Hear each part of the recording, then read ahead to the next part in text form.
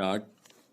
Supreme court ने देश में ऑक्सीजन के गहराते संकट के बीच बृहस्पतिवार को कोरोना महामारी के हालात को राष्ट्रीय आपातकाल जैसी स्थिति करार दिया।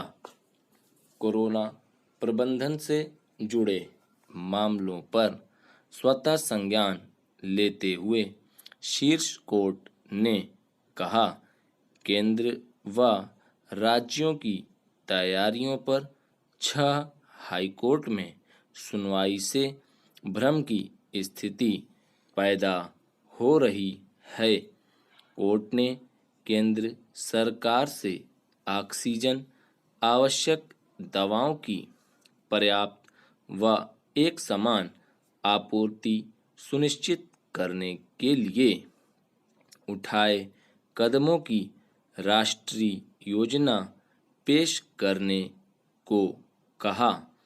मुख्य न्यायाधीश justice S.A. Bobde, justice L. Nageswara Rao और जस्टिस S. रविंद्र भट्ट की पीठ ने सरकार को यह बताने के लिए कहा है कि महामारी से निपटने के संबंध में उसने क्या कदम उठाए हैं और आगे की क्या योजना है।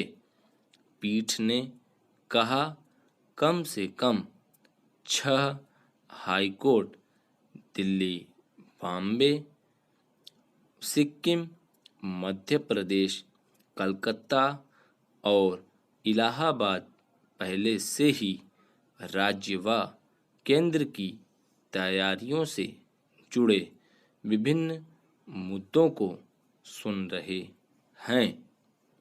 सभी हाई कोर्ट सार्वजनिक हित के लिए अपने अधिकार क्षेत्र का इस्तेमाल कर रहे हैं, लेकिन इससे भ्रम की स्थिति बन रही है। एक हाई कोर्ट किसी एक समूह को प्राथमिकता दे रहा है, दूसरा हाई कोर्ट किसी और समूह को। इसलिए हम कुछ मुद्दों पर स्वतः संज्ञान लेने की इच्छा रखते हैं। CJI बोबड़े ने सॉलिसिटर जनरल तुषार मेहता को योजना के साथ तलब कर मामले की अगली सुनवाई शुक्रवार को तय की कि शुक्रवार को ही चीफ जस्टिस बोबड़े के कार्यकाल का आखिरी दिन है।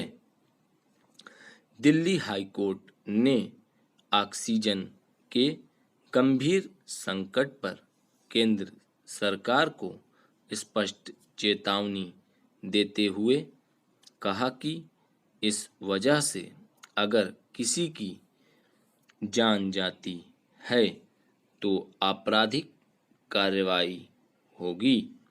कोर्ट ने कहा, राष्ट्रीय राजधानी में कोरोना के हालात अनिश्चित हैं।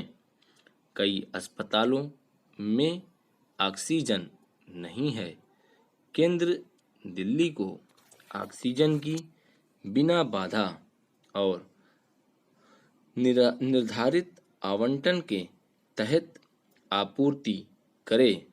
जस्टिस विपिन सांघी व जस्टिस रेखा पल्ली ने कहा, सभी जानते हैं कि यह देश भगवान भरोसे चल रहा है।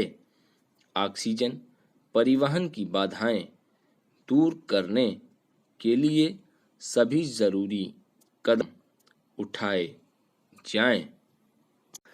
प्रधानमंत्री नरेंद्र मोदी के शीर्ष अधिकारियों को ऑक्सीजन के उत्पादन और आपूर्ति में तेजी लाने पर काम करने का निर्देश दिया है।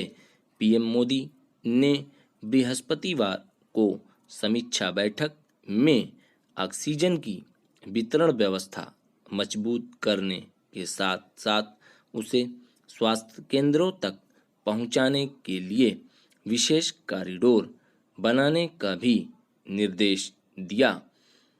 उन्होंने कहा कि राज्य को ऑक्सीजन की जमाखोरी के खिलाफ सख्त कदम उठाने होंगे। धन्यवाद।